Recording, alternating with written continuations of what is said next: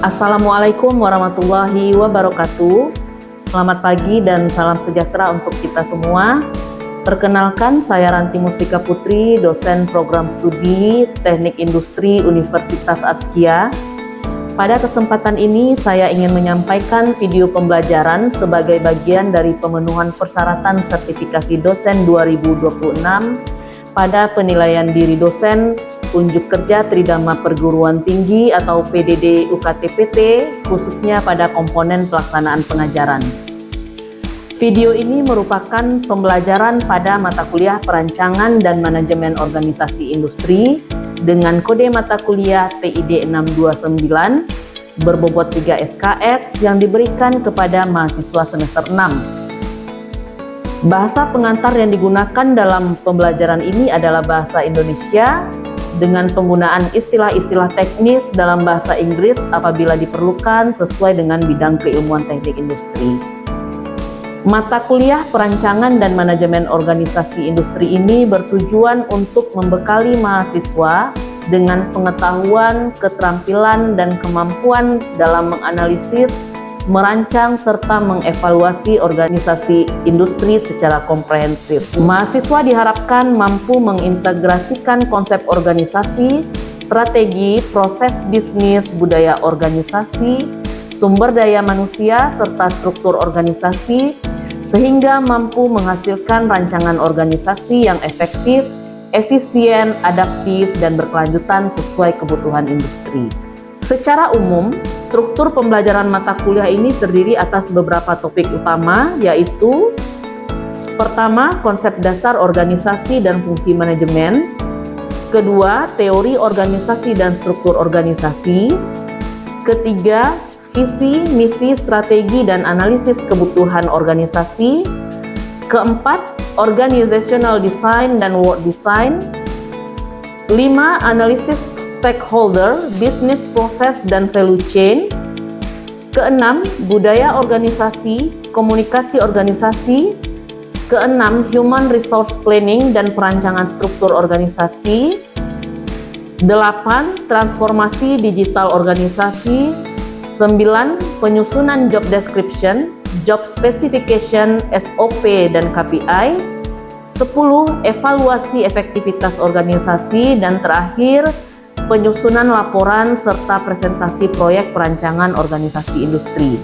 Mata kuliah ini mendukung pencapaian beberapa capaian pembelajaran lulusan program studi, yaitu kemampuan merancang sistem terintegrasi sesuai berbagai batasan yang realistis, kemampuan mengidentifikasi dan menyelesaikan permasalahan kompleks di bidang teknik industri, kemampuan berkomunikasi secara efektif, serta kemampuan bekerja sama dalam tim. Selanjutnya, mata kuliah ini memiliki 4 capaian pembelajaran mata kuliah atau CPMK, yaitu 1. Mahasiswa mampu menganalisis konsep, teori, fungsi, dan prinsip organisasi industri sebagai dasar perancangan organisasi. Kedua, mahasiswa mampu menganalisis dan mengevaluasi kebutuhan organisasi, stakeholder, serta budaya organisasi dalam proses perancangan organisasi. Ketiga, mahasiswa mampu merancang struktur organisasi industri yang efektif dan efisien sesuai kebutuhan organisasi.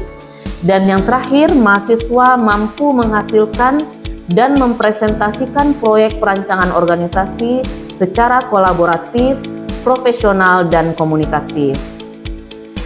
Pada video pembelajaran ini, materi yang akan dibahas adalah pertemuan ke-6, yaitu budaya dan komunikasi organisasi.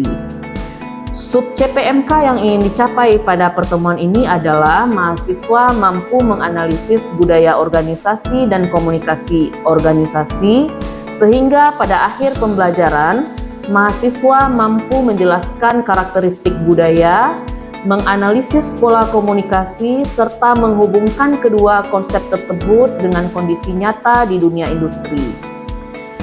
Pada pertemuan ini, proses pembelajaran menggunakan metode DIA, yaitu Delivery, Interaction, dan Assessment. Tahap pertama, Delivery, disampaikan konsep-konsep utama mengenai budaya organisasi dan komunikasi organisasi melalui penjelasan materi contoh kasus, serta pengaitan dengan praktek di dunia industri. Tahap kedua, interaction, mahasiswa berpartisipasi aktif melalui diskusi, tanya jawab, analisis studi kasus, dan presentasi kelompok. Pada tahap ini, mahasiswa didorong untuk berpikir kritis, menyampaikan pendapat, serta berkolaborasi dalam menyelesaikan permasalahan yang diberikan. Tahap ketiga, assessment, dilakukan untuk mengukur ketercapaian capaian pembelajaran melalui penilaian proses maupun hasil belajar. Asesmen dilaksanakan melalui observasi partisipasi mahasiswa selama diskusi, presentasi kelompok, hasil analisis studi kasus, serta penugasan yang menjadi bagian dari proyek perancangan organisasi. Selain menggunakan model DIA, pembelajaran juga menerapkan project-based learning. Mahasiswa bekerja dalam kelompok untuk mengembangkan sebuah perusahaan rancangan sejak awal semester. Pada pertemuan ini, setiap kelompok menyusun budaya organisasi dan pola komunikasi yang sesuai dengan karakteristik perusahaan yang dirancang. Luaran pembelajaran pada pertemuan ini menjadi bagian dari proyek akhir mata kuliah yang akan terus disempurnakan hingga menghasilkan blueprint organisasi secara komprehensif. Bobot penilaian terdiri atas kuis sebesar 10%, tugas individu 10%, studi kasus 10%, proposal proyek 10%, produk perancangan organisasi 25%, presentasi 15%, ujian tengah semester 10%, dan ujian akhir semester 10%. Rubrik penilaian meliputi 5 aspek utama, yaitu pemahaman konsep, kemampuan analisis, kemampuan merancang solusi, komunikasi dan penyajian, serta sikap dan kerjasama, sehingga penilaian tidak hanya berorientasi pada hasil akhir, tetapi juga pada proses pembelajaran mahasiswa. Demikian pemaparan singkat mengenai mata kuliah perancangan dan manajemen organisasi industri. Selanjutnya saya akan menampilkan pelaksanaan pembelajaran berupa video secara tatap muka pada pertemuan ke-6 dengan materi budaya organisasi dan komunikasi organisasi. Selamat menyaksikan. Assalamualaikum warahmatullahi wabarakatuh. Waalaikumsalam warahmatullahi wabarakatuh. Gimana kabarnya hari ini? Luar biasa, tetap semangat. Oke, baik. Mudah-mudahan semuanya dalam keadaan sehat ya. Oke, sebelum kita mulai perkuliahan, kita buka kelas kita dengan berdoa. Ya, silahkan dipimpin kelasnya.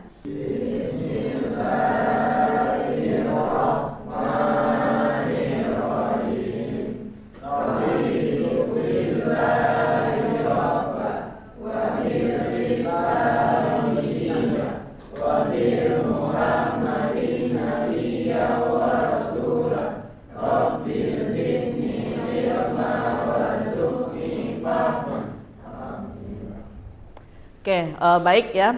Mata kuliah kita hari ini ya kita lanjutkan. Sekarang kita sudah masuk minggu ke-6 ya.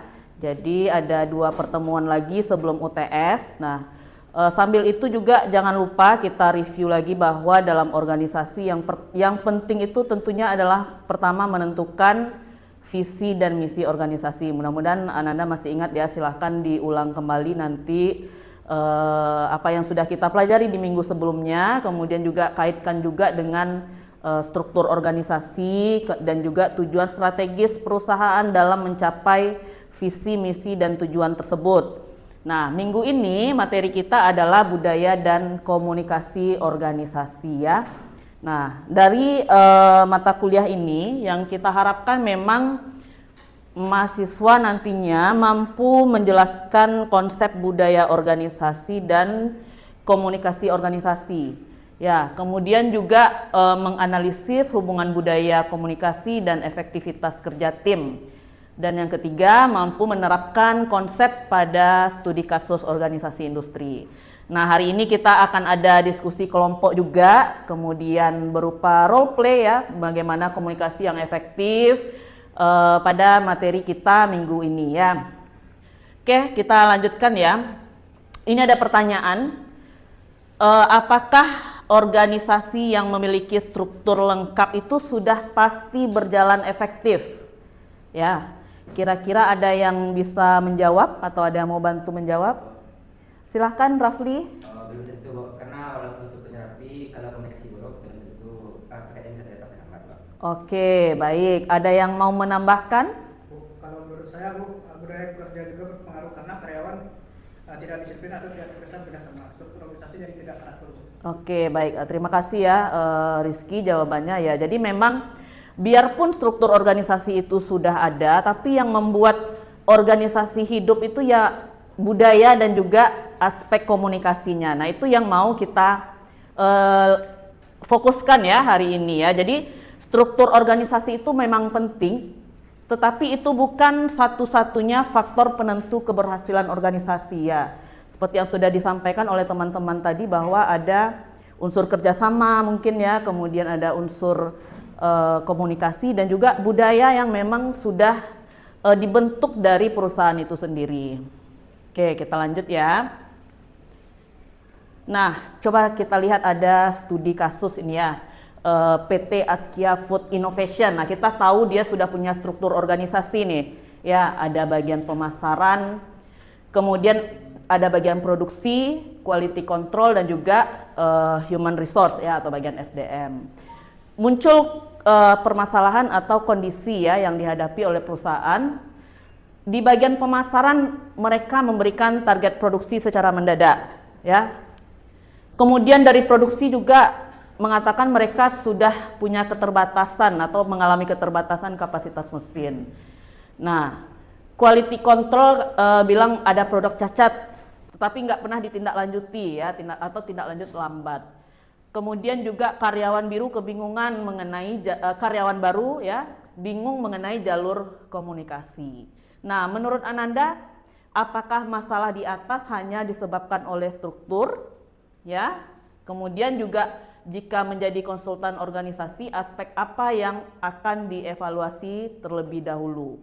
Nah, ini silahkan direnungkan ya, sambil kita juga masuk ke materi berikutnya ya. Oke, kita sudah sering banget dengar ya mengenai The Toyota Way. Ini kalau anak TI nggak tahu yang The Toyota Way gitu atau sistem Kaizen yang dipraktekkan oleh Toyota. Nah, bagaimana selama puluhan tahun itu Toyota dikenal dunia karena kemampuannya menghasilkan produk berkualitas tinggi ya, secara konsisten dengan biaya yang efisien. Nah, di situ sudah ada ya pilihannya. Mengapa Toyota mampu mempertahankan kualitas produknya selama puluhan tahun? Kira-kira yang mana jawabnya nih? As'ad, menurut As'ad yang A, B, C atau D? Yang A, mesin yang canggih. Oke, ada jawaban yang lain? Kita kunci dulu jawaban As'ad ya. Nelly mungkin mau menambahkan? Menurut Nelly apa jawabannya? Struktur organisasi ya, karena memang kalau nggak ada struktur ya nanti pekerjaan jadi tumpang tindih ya Nelly ya, atau bahkan mungkin ada saling lempar tanggung jawab juga ya. Ada yang beda jawabannya dari Nelly dan As'ad tadi? Ya silakan Yandi.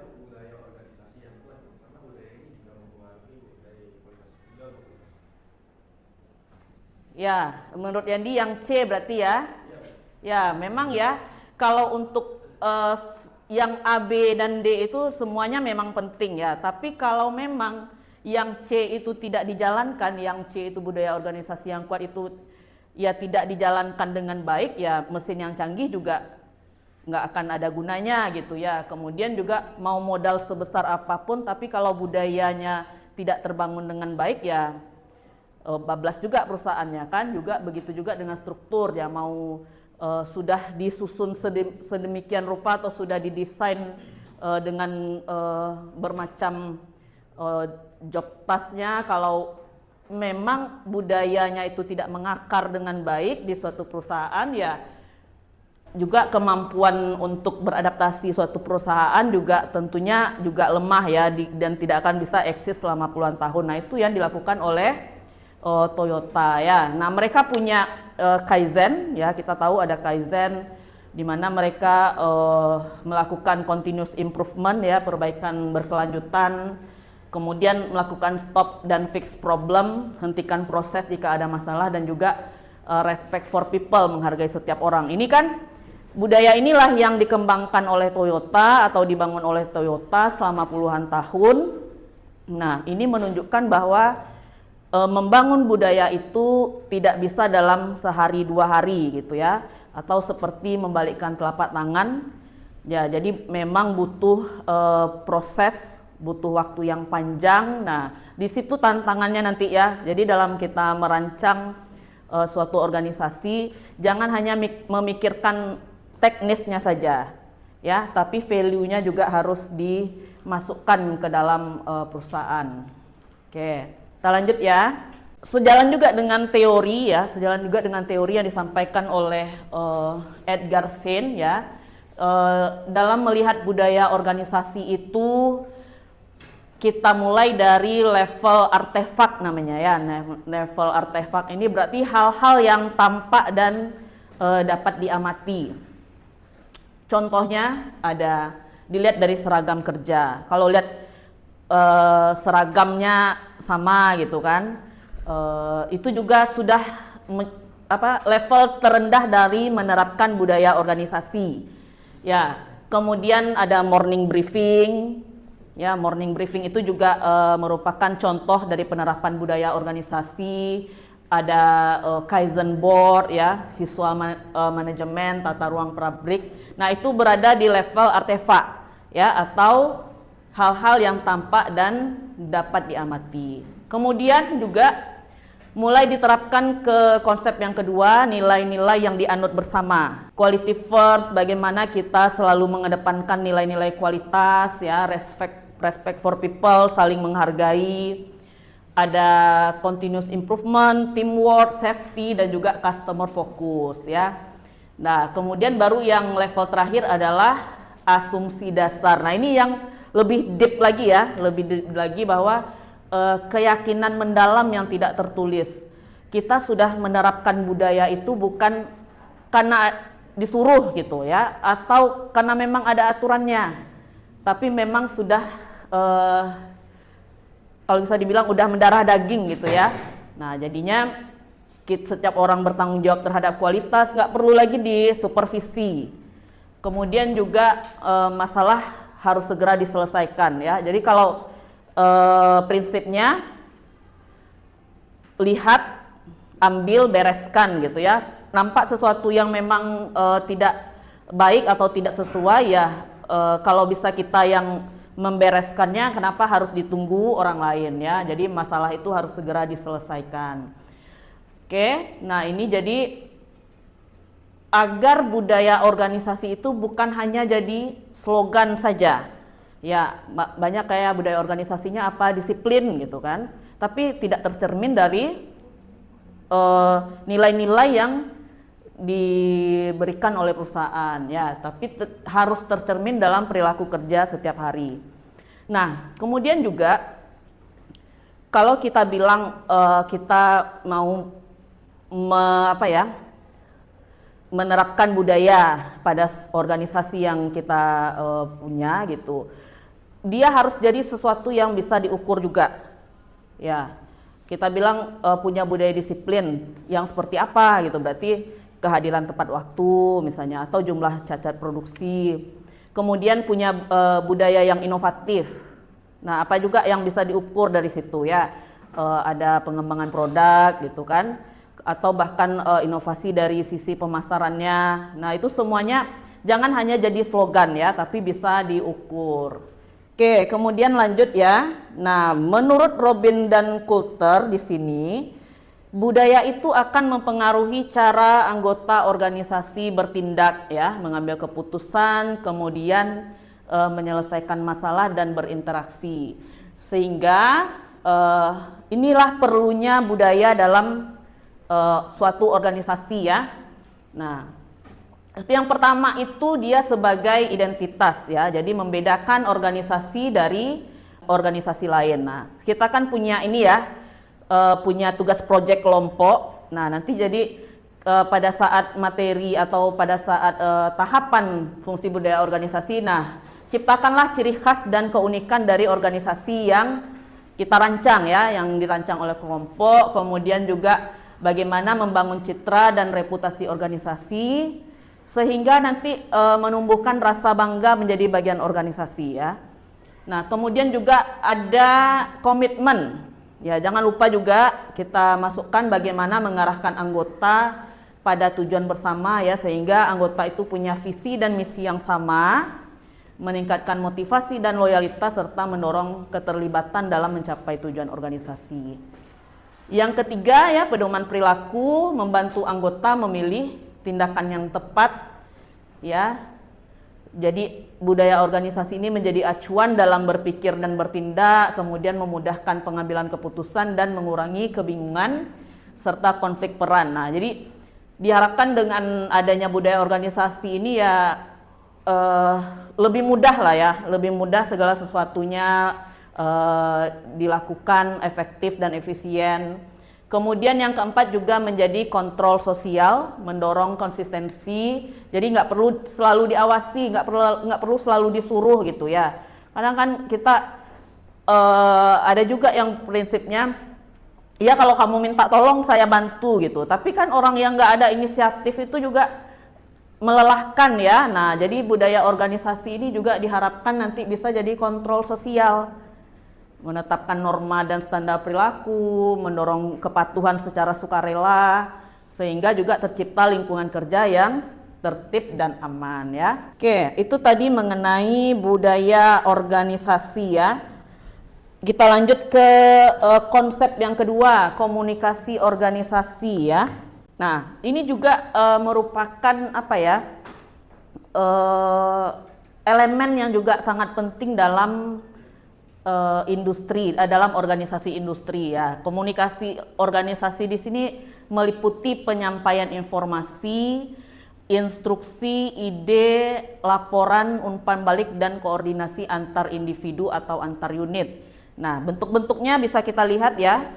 Ada komunikasi ke bawah, komunikasi dari atasan ke bawahan, kemudian juga ke atas ya, komunikasi dari bawahan ke atasan, ada komunikasi horizontal, komunikasi antar bagian atau unit pada level yang sama, dan yang keempat ada komunikasi diagonal atau komunikasi lintas fungsi dan level untuk menyelesaikan masalah ya atau proyek tertentu.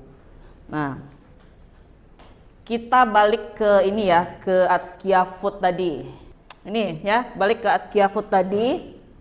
Misalnya nih, jika bagian pemasaran tadi memberikan target mendadak ya, kemudian juga tidak ada rapat koordinasi ya, tidak ada data kapasitas produksi dan tidak ada kesepakatan jadwal.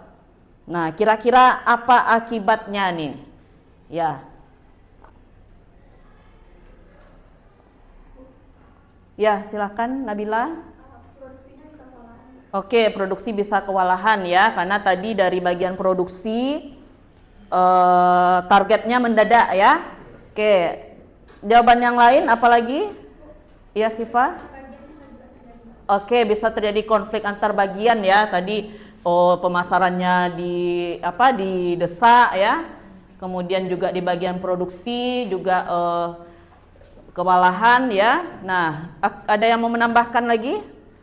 Ya, Anggun? Kualitas produk bisa menurun karena dikejar oleh target. Oke ya, jadi juga berpengaruh kepada kualitas produk ya. Nah, itu tadi seandainya kita juga tidak menjalankan komunikasi dengan baik ya.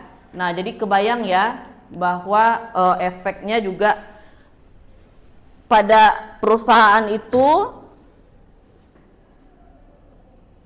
banyak dampak negatifnya ya kalau komunikasi tidak berjalan dengan baik ya. Nah, oke. Ini saya juga kebetulan ada penelitian mengenai efek dari organizational citizenship behavior ya dan knowledge sharing terhadap kinerja pegawai. Ya. Jadi dari penelitian yang saya lakukan ini, dari hasilnya knowledge sharing itu dapat meningkatkan kinerja pegawai. Nah, kemudian juga knowledge sharing itu kan berarti bagaimana antar pegawai itu dia ada komunikasi yang terbuka ya. Nah, jadi komunikasi yang terbuka itulah yang mempercepat penyelesaian pekerjaan. Ya, kita di kampus juga begitu ya. Kalau kita misalnya ada yang nggak tahu bisa bertanya ke teman. Nah, itu kan bentuk komunikasi ya. Kemudian juga sehingga nantinya budaya saling berbagi pengetahuan itu juga meningkatkan efektivitas organisasi. Nah, ya. Jadi memang budaya organisasi itu dia berdampak positif terhadap kinerja organisasi, ya. Begitu juga dengan komunikasi yang efektif juga berdampak positif terhadap kinerja organisasi, ya. Nah, kurang lebih itu ya, bahwa elemen dari budaya dan komunikasi organisasi ini mempengaruhi kinerja dari suatu perusahaan, ya. Oke, kita lanjut ya. Nah, ini untuk minggu depan ya, kita lanjutkan tugas kelompok masing-masing ya, sesuai dengan materi kita hari ini. Jadi dari profil singkat perusahaan yang sudah kita buat di minggu sebelumnya, tentukan nanti minimal 3 nilai budaya organisasi. Oke ya. Nah, kemudian juga apa media komunikasi yang digunakan. Nah, udah kebayang ya bagaimana ya. Nah itu tadi yang saya bilang bahwa dia juga harus bisa diukur. Ya, jadi jangan cuma bilang budayanya kerjasama gitu ya, atau budayanya disiplin, tapi apa contoh perilaku kerjanya, ya, disiplinnya itu yang bagaimana, dan terakhir ada analisis kesesuaian. Nah, kita kan udah buat mulai dari visi misi ya, kemudian tujuan strategis perusahaan. Jadi jangan melenceng lagi dia dari yang sudah dikerjakan di minggu lalu. Nanti visi misinya misalnya arahnya ke teknologi digital. Nah, tapi di budaya organisasinya nggak mencerminkan itu. Ya, jadi harus ada align ya antara project yang sudah dikerjakan sebelumnya dengan yang minggu ini. Oke? Oke, baik. Terakhir ya, kita bikin role play mengenai komunikasi yang efektif. Oke ya?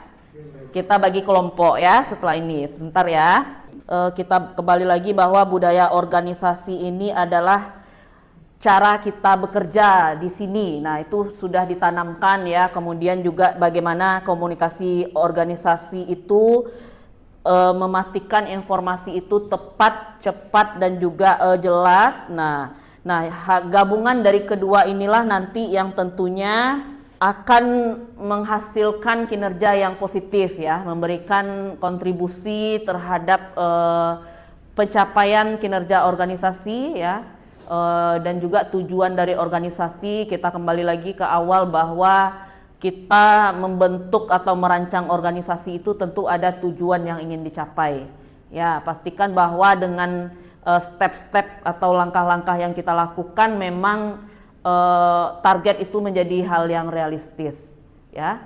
Oke, cukup sekian hari ini ya. Terima kasih atas kehadiran dan perhatiannya. Kita tutup kelas kita dengan doa penutup majelis.